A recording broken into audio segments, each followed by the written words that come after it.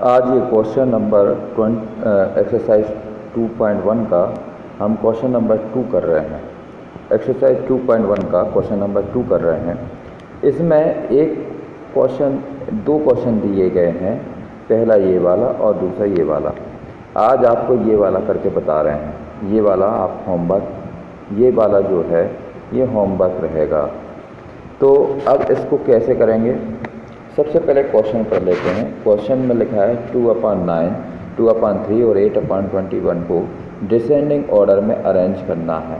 Descending order में तो solution इसका इस प्रकार से रहेगा कि सबसे पहले आप डिसेंडिंग ऑर्डर समझ लें।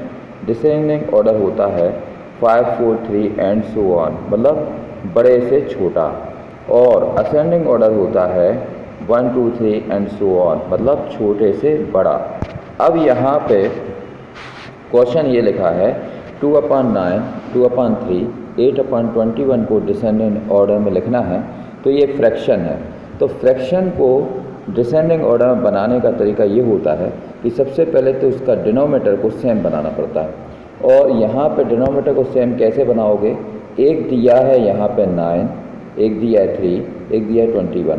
पहले इन तीनों का एलसीएम निकाल के फिर उसके बाद में हम आगे की प्रोसेस करेंगे। तो पहले 9, 3, 21 का एलसीएम निकालते हैं। तो 9, 3, 21 का एलसीएम इस प्रकार से निकला है, यहाँ पे आप ध्यान दें। तो इसका एलसीएम आया है 63। एलसीएम 63 आया।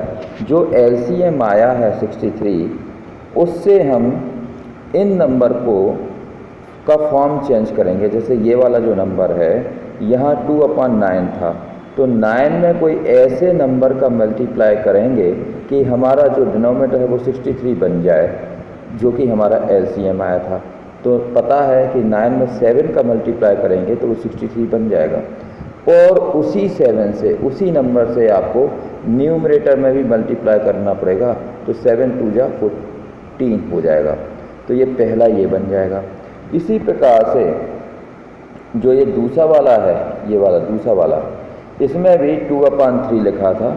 तो इस 3 में डिनोमिनेटर जो 3 है, इसमें किसी ऐसे नंबर से मल्टीप्लाई करना पड़ेगा जिसको मल्टीप्लाई करने पे हमारा डिनोमिनेटर 63 बन जाए, जो कि एलसीएम था। तो इसमें हमने 21 से मल्टीप्लाई कर दिया और उसी 21 से न्यूमरेटर को भी मल्टीप्लाई किया तो बन गया 42/63। और इसी प्रकार से थर्ड वाला था हमारा 8/21। तो इसमें भी हमें किसी ऐसे नंबर से मल्टीप्लाई करना पड़ेगा जिसके मल्टीप्लाई करने से डिनोमिनेटर हमारा एलसीएम के बराबर यानी 63 आ जाए, और उसी नंबर से हम न्यूमरेटर को भी मल्टीप्लाई करेंगे।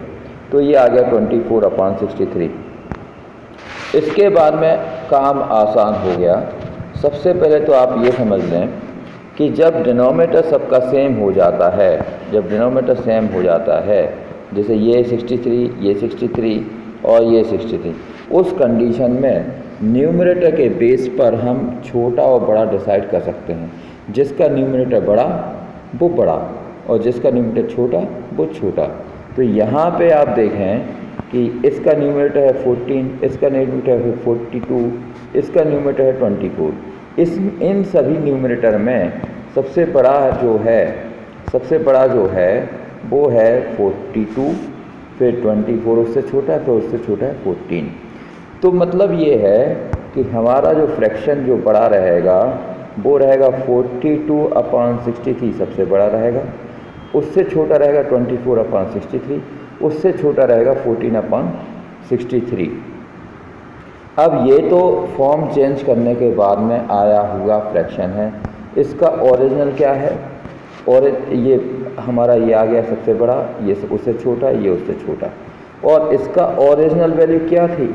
इसकी ओरिजिनल वैल्यू थी ये 2/3, और इसकी ओरिजिनल वैल्यू थी ये 8/21, और ये इसकी ओरिजिनल वैल्यू 2/9। तो इस प्रकार से हमारा ये क्वेश्चन सॉल्व हो गया। इसमें सबसे बड़ा है 2/3, उससे छोटा है 8/21 और सबसे छोटा है 2/9। इस प्रकार से ये डिसेंडिंग ऑर्डर में अरेंज कर दिए गए हैं।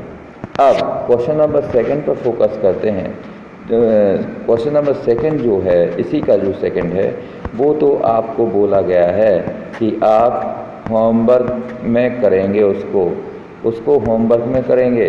जैसे अगर आपसे नहीं बनता है तब आप कमेंट से में पूछ लेंगे तो आपको वो भी बता दिया जाएगा।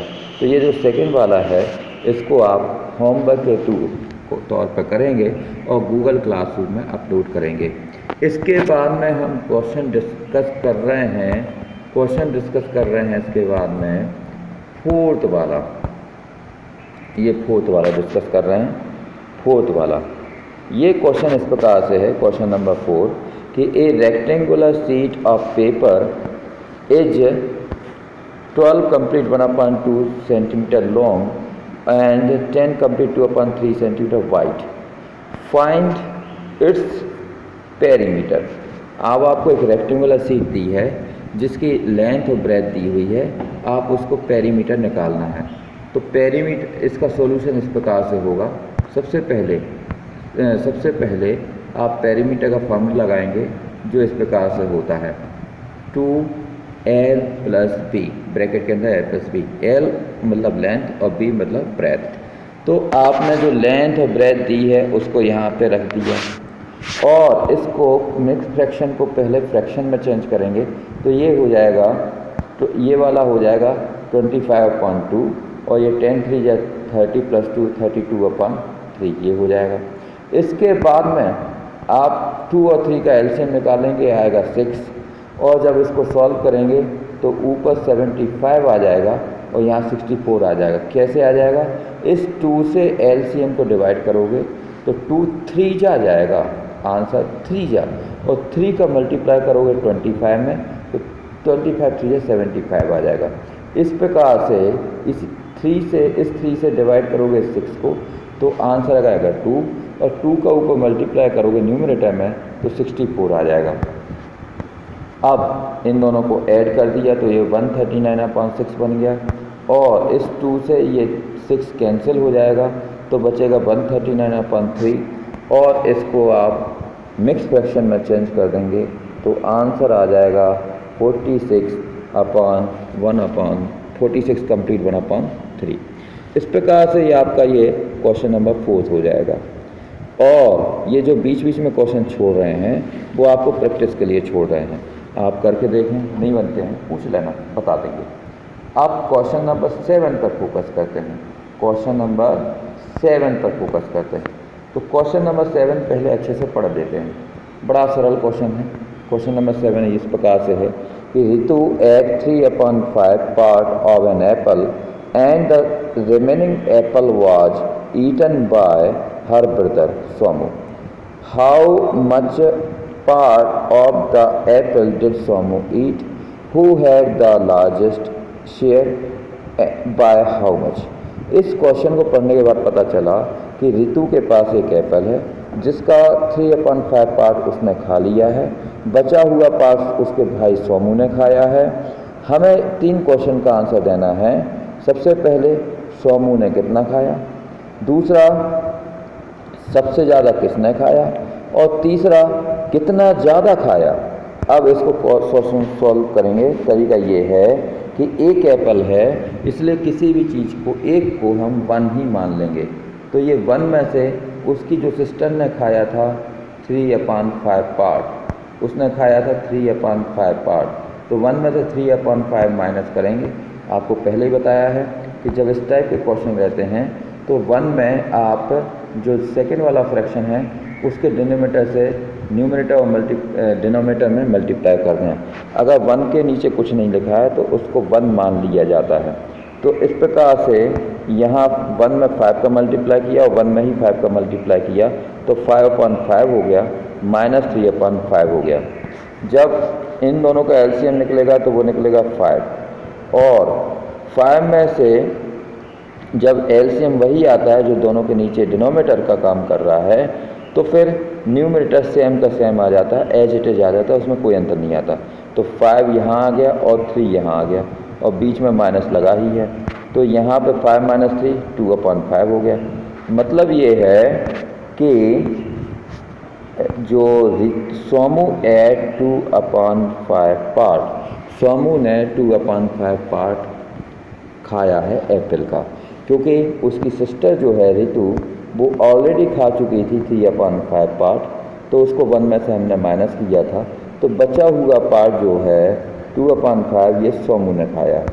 इसके बाद में अब आपको पता है कि एक पार्ट तो ये 2/5 है और दूसरा जो रितु ने खाया था वो था 3/5, दोनों का डिनोमिनेटर सेम है। ऐसी कंडीशन में जिसका न्यूमरेटर बड़ा होता है वो बड़ा होता है, तो मतलब ये है कि 3/5 बड़ा होगा 2/5 से, तो मतलब ये है कि रितु ये 3/5 खाया था रितु ने, तो मतलब ये Ritu ate larger share, Ritu ने ज़्यादा वाला भाग खा लिया। अब इसके बाद में ये भी पता करना है कि कितना ज़्यादा खाया है, तो रितु के शेयर में से सोनमू का शेयर अगर माइनस कर देंगे तो पता चल जाएगा कितना ज़्यादा खाया है। तो 3/5 में 2/5 माइनस करोगे तो आएगा 1/5, तो आंसर आ गया रितु टुक 1/5 पार्ट मोर देन सोमू। यहाँ क्या लिखा है? मोर। इस प्रकार से ये क्वेश्चन भी सॉल्व हो गया। आज आपने 2.1 के फर्स्ट 4 और 7 करके देख लीजिए। बचे हुए क्वेश्चन करने की कोशिश करना, नहीं बनते हैं पूछ लेना। Thank you.